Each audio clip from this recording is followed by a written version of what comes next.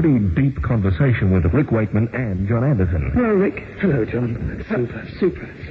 Marvellous. Well, as you can see, totally immersed in their deep music. So, pressing on, I called Rick Wakeman and asked him to tell me about the band. It's very hard to put into words. In fact, I'm feeling quite miserable. There I was a little musician at the top rank suite in Watford. And this is true, this is gospel truth. And the lead singer, his best friend, was a little chappie called Nick Simper of Deep Purple, who were totally unheard of in 1967. So there I was. I'm being serious, actually. You don't believe this, do you? And I bought Shades of Deep Purple, and I listened to it, and I thought, the telephone ring. Hello, John. And I thought that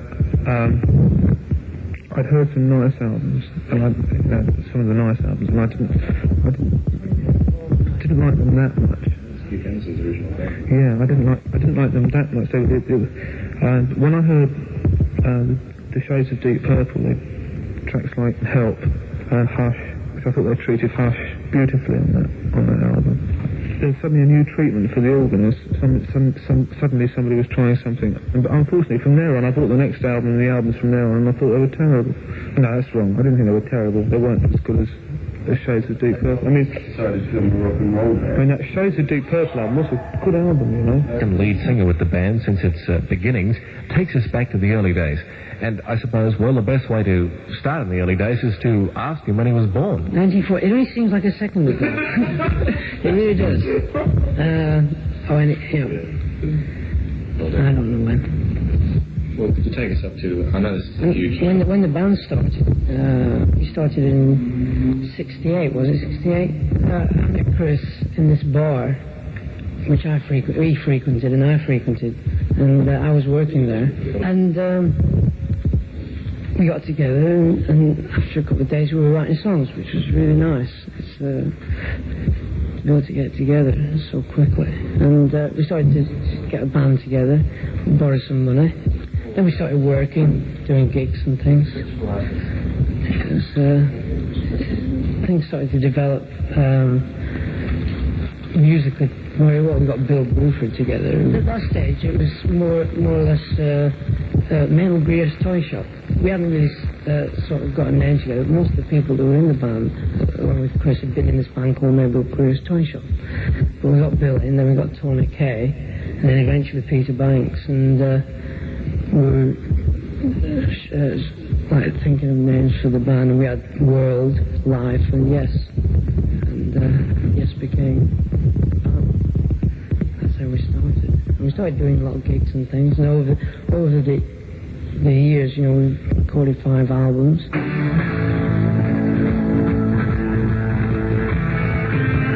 Yes recorded their first album back in 1969 and simply called it after the name of the band, Yes. It was, we were very enthusiastic about doing this music we were doing, and we didn't get kind of the right people around us. We didn't know that you had to have the right people around to make a good record. We just thought, well, an engineer's an engineer, he knows his job, and you expect him to do a good job. And by the time we finished the album, we were a bit demoralised by the lack of attention the sound that we felt deserved. And it didn't. There's so much enthusiasm on the album. I think it comes through. Anyway, Survival. I liked a lot of the songs. Thinking back on it, yeah, I See You was a great song anyway, and we just rummaged around with a basic kind of Beatley feel about it. It was really a beautiful song to play with, and at that time we weren't very strong in writing a lot of material. We were writing some, but we needed other people's music to create more of a show. And one of the songs they used to create that show and establish the early Yes sound was their version of the Beatles song, Every Little Thing. Some of his more red-faced moments. Yeah, well, what can I say? Notice the confidence I get from the rest of the band. I had a really hard time about the first 4 tours. It was sort of 50% equipment and 50% me, because I used to get paranoid if things went wrong. I never it never occurred to me that perhaps somebody out there didn't know that something wasn't working, so I could play it on something else. I used to get really paranoid. I used to freak out. I used to go, oh no, nothing's working, oh my God, it's all out of tune, which is really totally the wrong attitude. But thanks to Bex, which I take twice daily. No, seriously, it's all now, it's come together, and I sorted myself out and the equipment.